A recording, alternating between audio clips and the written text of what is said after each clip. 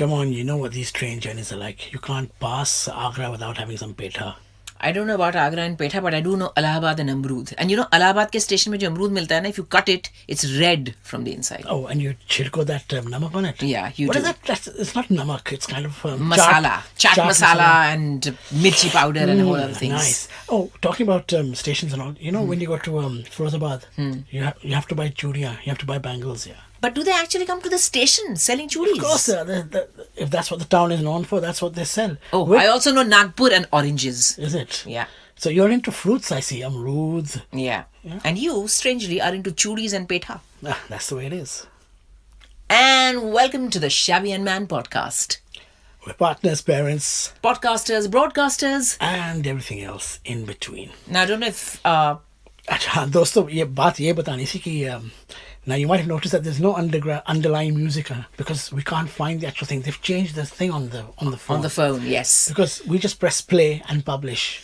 Yeah, and there used to be a choice to put some background music, which they've taken away, I think. Yeah, it's okay. I think our conversation is riveting enough. They don't need to listen to the music. Well, keep your fingers crossed. What are we going to be talking about today? We thought we'd talk about train journeys. I know that. We talk about a few childhood memories, London, India, everything in the mix. Put everything in the mix. You have childhood memories of London? No, I don't have childhood memories. Fortunately, I don't. I grew up in a far more exotic country than you did. Yeah, so now you know that I'm a London boy. I was a London boy till I was about 9. Then I was sent away. But that's a different story. Yeah. And then I came back again when I was about 19.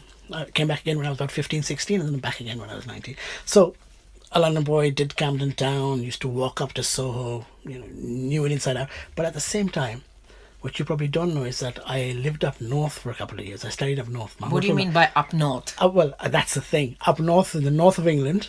But where it's supposed to be very grim. Where it's supposed to be quite cold. Just above Watford is up north. And I really was not that far up north. I was in between Birmingham and Manchester. I'm saying two huge places that you heard of. Yeah? It's a place called Staffordshire. Stafford. And it was wonderful. I used to speak the lingo. I used to catch the bus.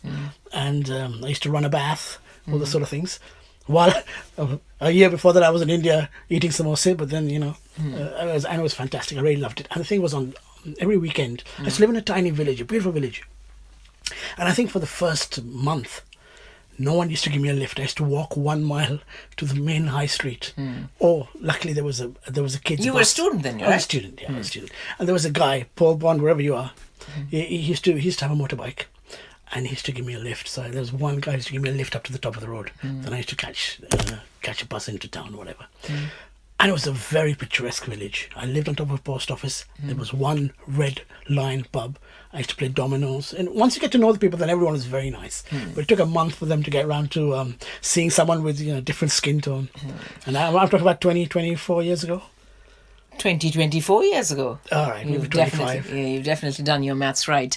How do you think life up north is different from life in London? I know London is this buzzing metropolis, which is where everything happens. But London was virtually the same 20 years ago. It wasn't that much different. All this food and all that you see here in this eclectic melting pot happened in the last 20 years, I'd say. In fact, a lot of people say... You have no idea what King's Cross was like 20 years ago, do you? No, I believe it was quite a seedy place, right? It wasn't quite a seedy place. You would keep it quiet if you said, I spent an evening in King's Cross. You definitely would. Yes.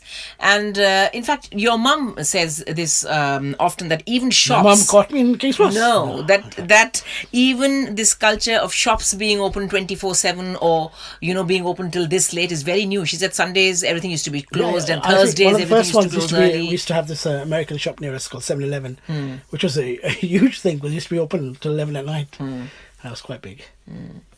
You mean there were none of these coffee festivals, tea festivals and all of this that London's known for? 20 years ago, there was none of this? Oh, in London? Yeah. There probably was. I wasn't aware of it. But up north, I used to sit in these wonderful tea rooms where you'd have a cup of tea, a slice of cake.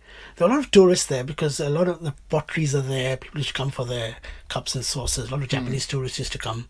Alton Towers is there. This wasn't near where Wedgwood is made, is it? Yeah, I think all that Dalton, more or less the same. Yeah. It's all near there. Yeah. So a lot of tourists, and I used to go every Saturday to the main market and have fudge. I remember. I don't know why I've got these memories of fudge there. You have strange food memories, because every time you tell the story of your boarding school days and you talk about that trip up from Kathgodam to Nainital, there's something else that you mention each time, which is... I'll tell you what it is. Now, I'm glad that you mentioned it, because when I used to... So as I was saying, I used to catch a train all the way to my boarding school from my grandparents' house probably in Gorakhpur. So first of all, you had to go to Lucknow and catch the train from Lucknow. So I can't remember what it was, one of those Howrah Express kind of things. So from Lucknow to Bareilly to Haldwani to Kathgodam, and that was the closest station to my boarding school. It was in the foothill of the Himalayas. Then you had to catch a bus and go up that winding road for 2 hours or something. So this memory I have is of eating jamun with my friends when we got onto the bus, and then someone being violently sick by the time we got to the top. Talk about food associated with journeys. I mean, we used to go to Calcutta from wherever my father was stationed, because my grandparents lived in Calcutta, every summer during the holidays. And the Rajdhani Express was known for its curries. The Rajdhani Express served some fantastic food as well. And my first memories of eating at railway stations, or eating when the train has stopped for a little while. Are you talking about the actual meal that you used to get on the train? The actual meal was something we loved as well, but also I used to be too scared to eat that. A trip, I'm guessing that even we didn't eat too much of that, but there wasn't... But they used to give you a banana so that you didn't go to the loo, I think. No, not on the Rajdhani Express, not that I can remember. But maybe from Delhi to Calcutta... Maybe it was a very posh train. It was. We travelled air-conditioned chair car those days. And it passed some very, very good stations, good in the sense big stations, big junctions, the train from Delhi to Calcutta. Howrah, rather. Howrah Junction? Howrah Junction. That's a movie as well, I think. And it's I remember some of the curries that were served on the... in fact, many people include them in their recipe books as well. The Madras, this curry or that curry. Rajdhani Express used to serve some very good food, actually. Talking about trains and stations, one of my underlying memories is, I seem to love railway stations, is in on the border of UP. I used to go into the canteen, the railway canteen, and have an egg omelette with a cup of tea, all served in these white... Omelette egg ka hi banta hai. You mean a masala omelette? What did I say? Egg omelette. Oh.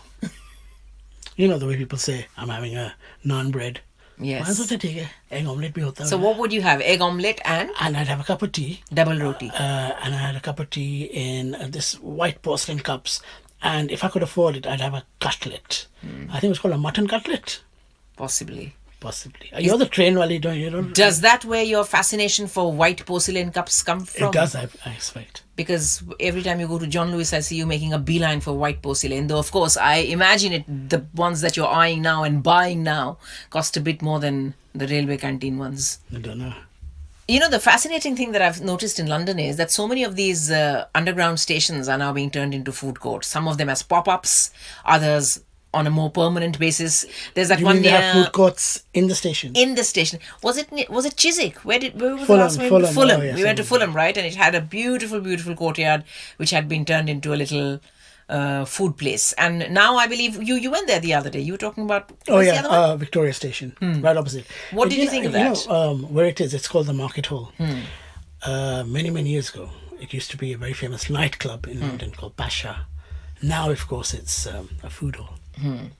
And was it any good? I mean, it's good. It's thriving. It's buzzing. The crowd was much younger than me, I think. I mean, it makes sense because you know that there's going to be a steady stream of people passing through, and there'll always be hungry. There's lots of restaurants around hungry there. Passengers, travellers. These are quite hip. Hep. Is the word hip or hep? It's both. I think in India they say hep. This, always get confused with some words I've learnt in India, some words I've learnt here. I'm never sure if I'm saying garage or garage, those sort of things. Yeah, I think it's the correct word probably is hip, but in India we say hep. He's very hep. Yeah, I think this food courts in railway stations is possibly the next step up for the street food revolution to kind of make its base. I see, and London has so many beautiful, beautiful promenades which could easily be turned into lovely.